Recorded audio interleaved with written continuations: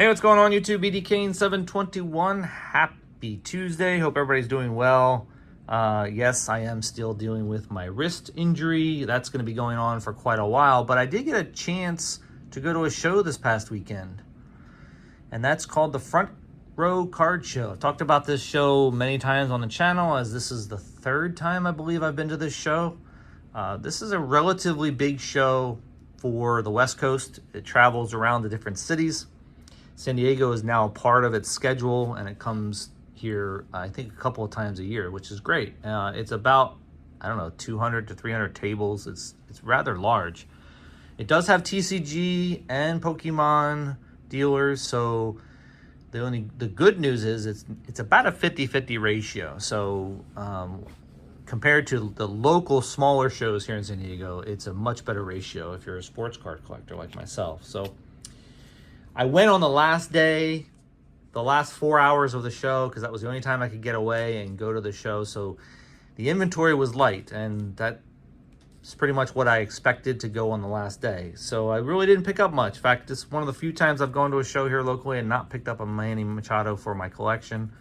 But I did pick up several cards that I wanted to show and talk about. First is this 1965 Topps Brooks Robinson card I needed for the set.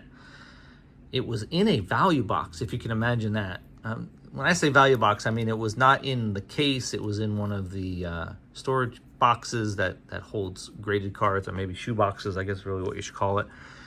And the price on it was very reasonable. And when I told the guy that I was putting the set together and I needed it for my set, he even made me a better deal than what was on the sticker. So really appreciated that. It's an excellent 5 for PSA grade, which I think is right in line with what I'm looking to do for the set, and maybe even a little bit better than what I've been looking for. So glad to get that into the set. I'll probably do an update on that soon, because I don't remember offhand how many cards I have in that set and how many I still need. I have a nephew that lives in the Baltimore area and is a huge Baltimore Ravens fan, and I don't usually buy football, but I wanted to buy him something for getting through his first year of college, and he still is a big collector, so I thought I would pick up a couple of Lamar Jacksons for him. This, what is this, 2025, I believe? Where is it? Yeah, 2025 Donruss Optic. Cool little color match there, numbered out of 60. Not his rookie card, obviously, but still a cool card for his collection. I know he loves Lamar Jackson, so it'd be good to get that into the collection. And another one here, and the reason why I bought this is because I love the look of it. It looks like the Sapphire cards in the baseball world. Atomic Refractors, Cracked Ice, whatever you want to say. It seems like it has so many names. This is from 2021 Panini. It says VIP. So I'm not sure if this is a card that came in a VIP package at a show like the National or something, but just thought the card looked cool. It was numbered at 99. So a couple of gifts for my nephew that lives in Baltimore. Like I said, I didn't pick up any Mannies for the PC, but I did pick up a Jackson Merrill rookie card from 2024 Stadium Club, purple version. Rookie card. These are numbered to 75. Not having a great season so far. I think he's right around the 200 level of batting average. Still playing excellent defense, though. Wildly popular here in San Diego. So glad to get that into the collection. And last card of the show is one that I never really expect to buy a card like this, but there is a story behind it.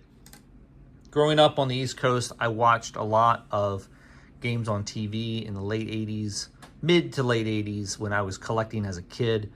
And one of my favorite players back then was Tim Raines for the Montreal Expos. I grew up near Philadelphia, went to a lot of Phillies games, saw a lot of games where the Phillies played the Expos, because back then the schedule was very different than what it is today, which means that you played teams in your division a heck of a lot more back then, so you saw them quite often. And he was always a fun guy to watch. Played in the shadow of Rickey Henderson as a leadoff hitter back in the 80s, but he was still Very, very good.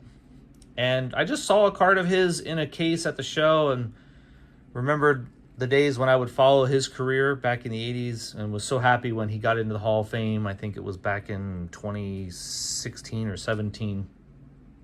Very well deserved, in my opinion. I think he should have been in a lot sooner than that. I think it was his last year of eligibility, too, that he got in.